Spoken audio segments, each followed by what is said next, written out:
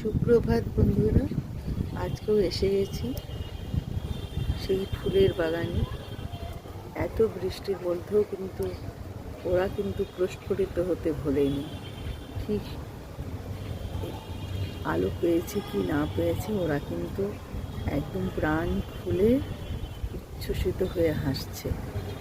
দেখুন সবাই, সুন্দর লাগছে।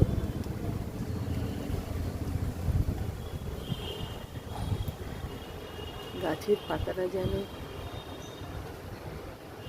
মন খুলে প্রাণ খুলে হাসছে।